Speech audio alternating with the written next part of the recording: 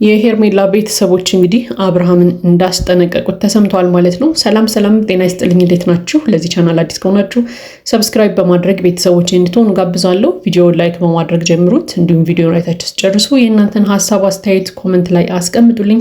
ዛሬም እንግዲህ እንደተለመደው በአዲስ ቪዲዮ ተገናኝተናል። እንግዲህ አብርሃምና ሄርሜላ ያላቸው ግንኙነት ከፍ እያለ ሂዷል ማለት ነው። በጣም እንግዲህ ያው በሁለቱም ወገን ያልተቀበሏቸው ሰዎች ቢኖሩ ማለት ነው። እንግዲህ በሄርሜላ በኩል ያው የሄርሜላ ቤተሰቦች ከወንድሟ በስተቀር የተቀበላት ሰው እንደሌለ እንግዲህ እየተሰማ ነው ማለት ነው።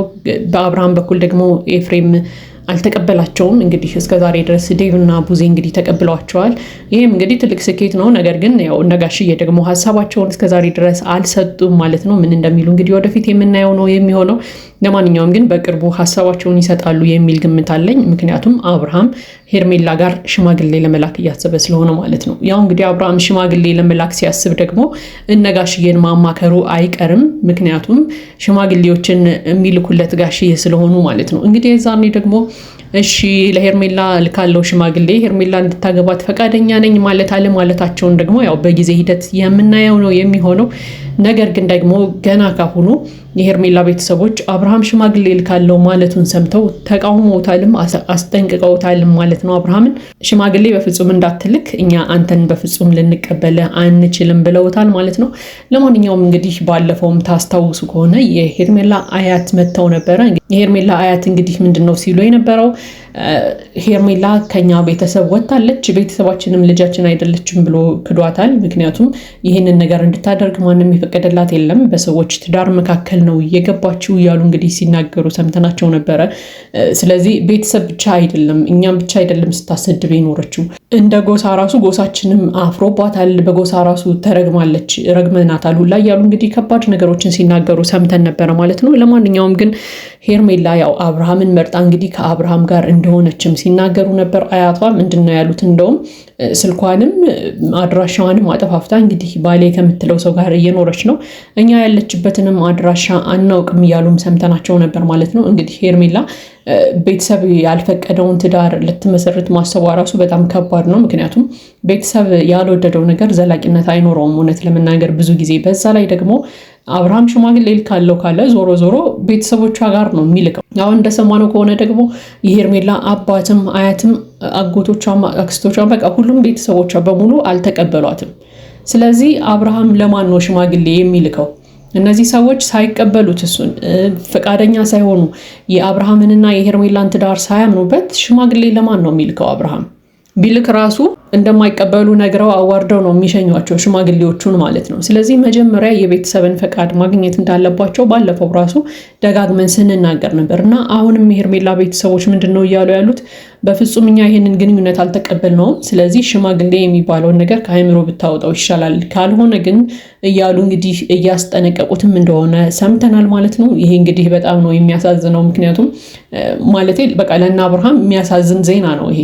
ምክንያቱም እነሱ በቃ አሁን ላይ በፍቅር ናቸው፣ ቀለበት አስረዋል። ስለዚህ ቀጣይ ደግሞ እንግዲህ ሽማግሌ ተልኮ ተጋብተው መኖር ነው እያሰቡ ያሉት። ነገር ግን በዚህ ሰዓት ደግሞ ያልታሰበ ዱብዳ እንግዲህ በሄርሜላ ቤተሰቦች ዘንድ ቀርቦበታል ማለት ነው አብርሃም። ለማንኛውም ግን ሄርሜላ ቤተሰቦቿን ንቃ እንደወጣቸው አሁንም በዚሁ ቀጥላ ከአብርሃም ጋር ትኖራለች አትኖርም እንግዲህ ወደፊት የምናየው ነው የሚሆነው ማለት ነው። ለማንኛውም ግን ቤተሰቦቿ ናቸው እዚህ ድረስ ተንከባክበው ያደረሷት፣ እዚህ ድረስ ብዙ ዋጋን ከፍለው ያሳድጓት። ስለዚህ ቤተሰቦቿን ረግጣ መውጣት አለባት ብዬ አላምንም። ቤተሰቦቿም እንግዲህ እንዳሉት አያቷ ባለፈው ሲናገሩ እንደነበረው እንግዲህ ከቤተሰቡ ለየት ያለች ልጅ ናት እሷ። እህቶቿ ወንድሞቿ በጣም ስነስርዓት ያላቸው ሰዎች ናቸው። እሷ ብቻ ነች ቤተሰቡን እየናቀች ያለችው፣ ቤተሰቡን እያሰደበች ያለችው። ስለዚህ ሁሉም ቤተሰብ ከቤተሰብነት ነጥሏታል ሄርሜላን። ሁላችንም ራሱ ረግመናታል፣ በቃ ልጃችን አይደለችም ብለን ረግመናታል እያሉ ስለነበረ በዛው ትቀጥላለች ወይ ሄርሜላ? ቤተሰቦቿን ይቅርታ መጠየቅ የለባትም ወይ የሚለውን እንግዲህ ያው ራሷ ብታስብበት በደንብ ትኩረት አድርጋ ብታስበው መልካም ነው የሚል ሀሳብ አለኝ። ምክንያቱም እስከዛሬ ድረስ ያደረሷትን ቤተሰቦቿን ረግጣ ወጥታ ከአብርሃም ጋር ልትኖር አትችልም። እኖራለሁ ብትል ራሱ ያው የአብርሃም ጸባይ ሁላችንም ነን የምናውቀው። ሩታ እንኳን በዙሪያዋ ብዙ ቤተሰቦች እያሏት ቤተሰቦቿ እንኳን ምንም ያልመሰሉት ሰው ነው ሩታን ረግጦ ለመውጣት ማለት ነው።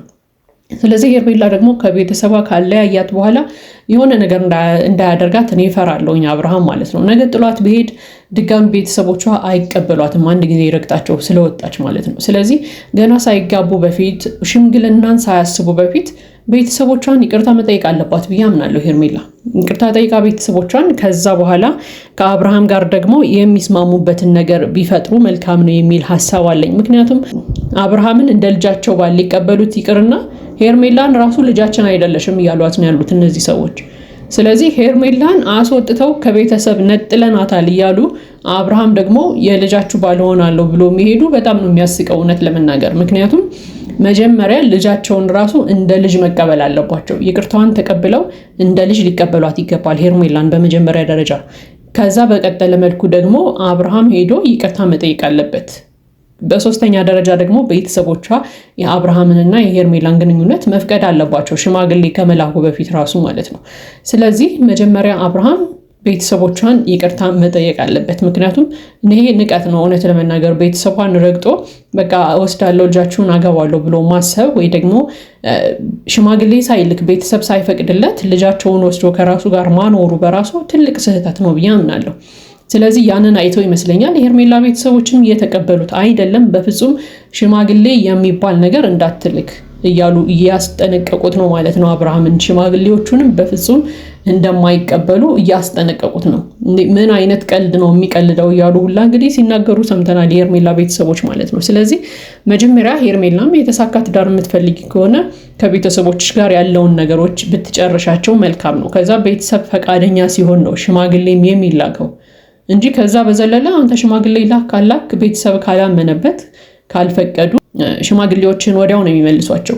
ወይ ደግሞ ሽማግሌ ብትልክ አሁን የምትልከው ያው ልጃችሁን ለልጃችን ብለው ነው አይደል የሚሄዱት ሄርሜላ ቤት። ስለዚህ ልጃችሁን ለልጃችን ሲሉ እኮ ሄርሜላን ልጃችን አይደለሽም ብለው አስወጥተዋታል። በቃ ልጃችን አይደለችም ሊሉ ሁላ ይችላሉ።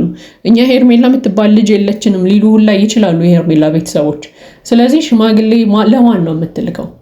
መጀመሪያ ሽማግሌ ከመላክ በፊት የሄርሜላ ቤተሰቦች ልጃቸውን እንደ ልጅ መቀበል አለባቸው። በቃ ያንን ነገር እንድታደርግ ለሄርሜላ ራሱ ብትመክራት መልካም ነው። በቃ ከቤተሰቦች ጋር ታረቂ። መጀመሪያ ቤተሰቦችሽ ወደ ነበርሽበት ቦታ ይመልሱሽ፣ ወደ ልጅነት ክብር ይመልሱሽ ብለህ ሄርሜላን መምከር አለብህ ብዬ አምናለሁ። ከዛ በኋላ ነው ሽምግልናውም ምኑም የሚቀጥለው ማለት ነው። ካልሆነ ግን የሚገራርሙ ከባባድ ዛቻዎች ናቸው እየተዛቱበት ያለው ለአብርሃም ማለት ነው።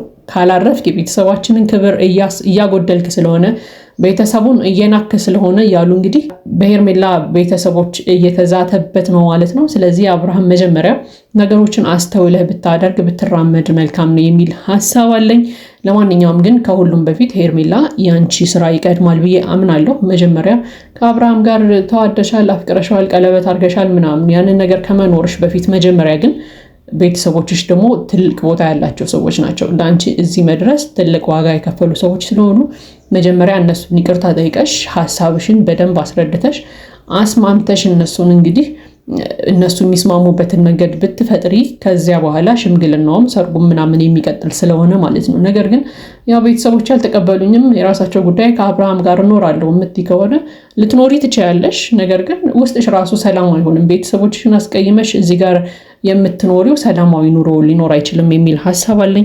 ለማንኛውም እንግዲህ ያው የሁላችሁንም ወደፊት እንግዲህ ያው በጊዜ ሂደት የምናየው ነገር ነው የሚሆነው ማለት ነው። ለማንኛውም ነገሮችን በተስተካከለ መልኩ አድርጋችሁ ብትሄዱ መልካም ነው። ምክንያቱም አንድ ጊዜ ወደ ትዳር ከገባችሁ በኋላ የተለያዩ ነገሮች፣ ጭቅጭቆች፣ ረብሻዎች ምናምን ብጥብጥ ሊያረጓችሁ ስለሚችሉ ነገሮችን ወደ ትዳር ከመግባታችሁ በፊት ካሁኑ አጥርታችሁ ብትገቡ የተሻለ ነው የሚል ሀሳብ አለኝ። ለማንኛውም የኔ ሀሳብ አስተያየት ነው።